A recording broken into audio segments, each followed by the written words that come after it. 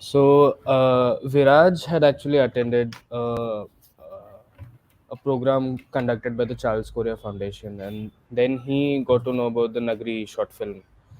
So then he got in touch with me because I am studying film at the Satyajit Ray Institute right now, and then I got in touch with Debadrita, who has a background in social sciences, and thereafter we started the process of research together, brainstorming on ideas.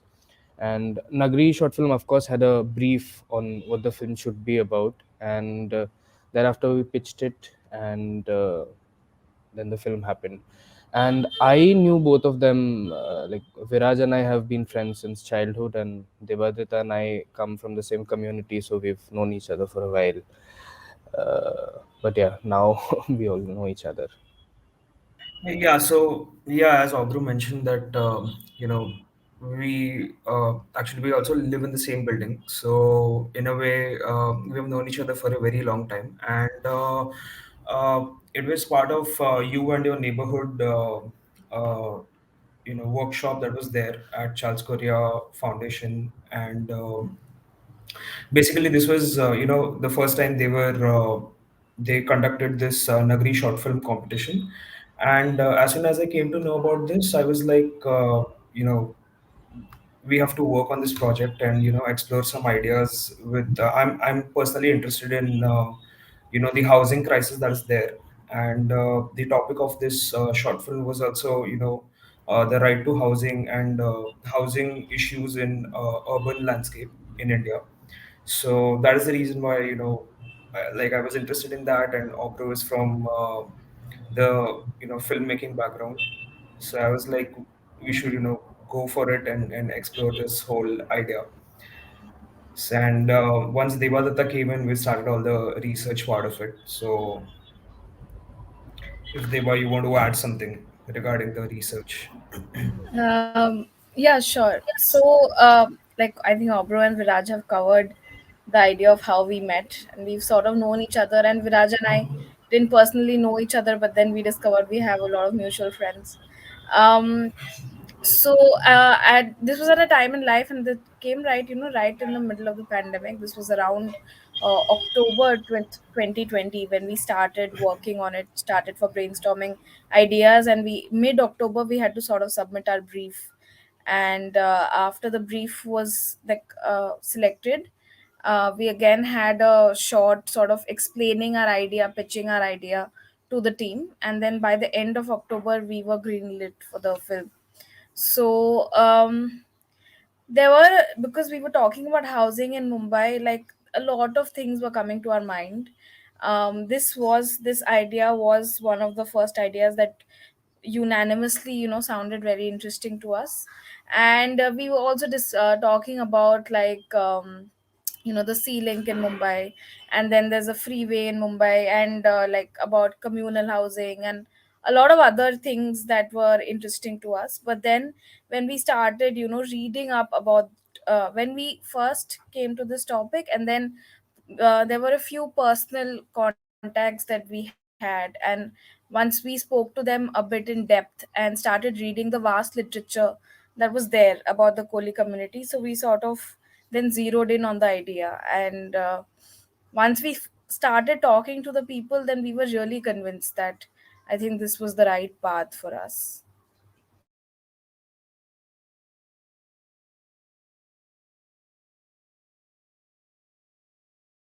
Uh, the film sort of had the structure uh, before we started shooting, but the research was done already. So our initial idea was to go with a mythological story at the back, or a folk song. But once we started working further, shooting and just the prep stage before shooting, we met somebody called Vasant Patil, who actually is a writer, and he writes a lot about the issues of the Koli people, and their contemporary folk songs.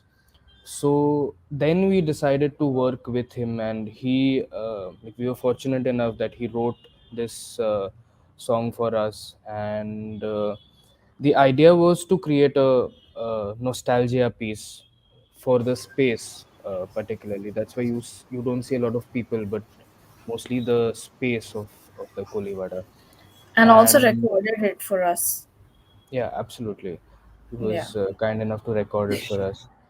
And yeah, so the structure was there uh, since before we started shooting. And as for sound design, those decisions were taken during the edit, when how the sound of the waves would come in, when the music would start. In fact, the very opening of the film was decided in one of the final edits. And yeah, the structure sort of was known to us before, and we stuck to it.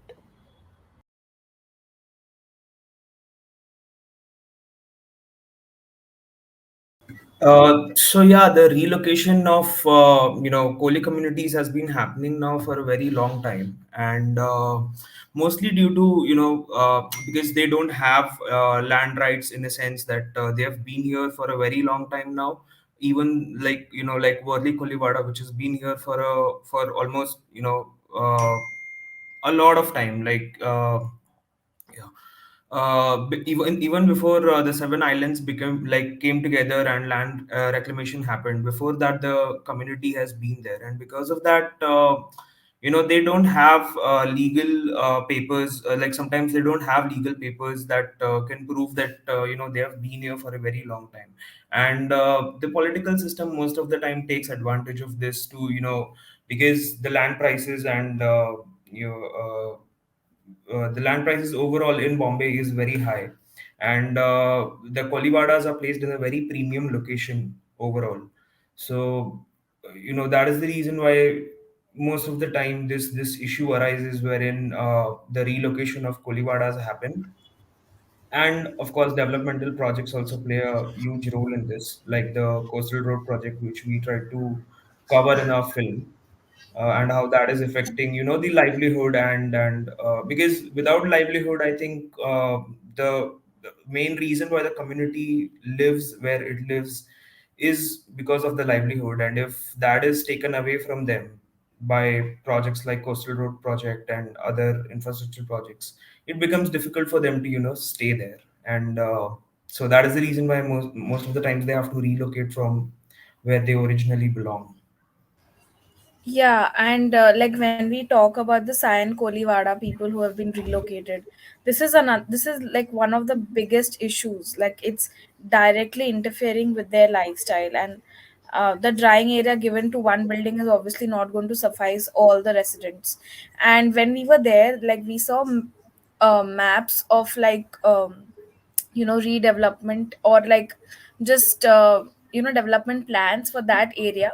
And then one of the community members made a comment that, like, if you look at this plan that has been draft plan, just look at the drying area, it's so much lesser than what we would require, and this is not going to suffice.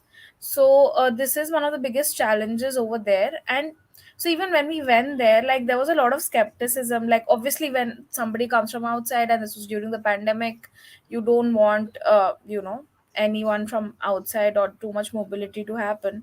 And they were skeptical, were like, are you from the municipality, like like show us your Aadhaar card. And so these kind of things were there, because there has been a sort of a ongoing tussle. Like for them it is their whole livelihood, where they live, the sea is everything for them.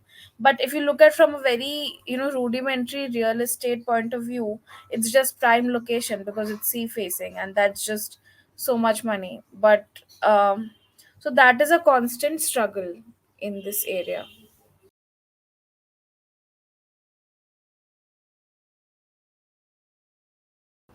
The pandemic was at a low when we actually were shooting the film, so uh, fortunately we didn't have a lot of issue. There were just the regular challenges of making a film, but But besides I that, think uh, personally, one of the issues of, we were a little scared in the beginning, because this was in October, and by before that, none of us had really stepped out for a while. Yeah. So I think that was a challenge, a bit of that, but I think we overcame that once we went to the community and we were able to, maintain distance and Yeah. do it.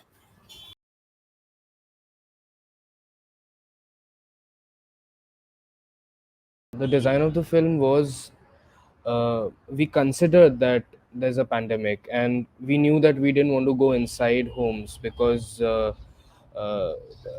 that we would be going into people's spaces, right? We didn't want to do that. So the design, the film was designed in such a way that we are looking at it from a distance. We are not going into homes. We are not talking to people a lot, and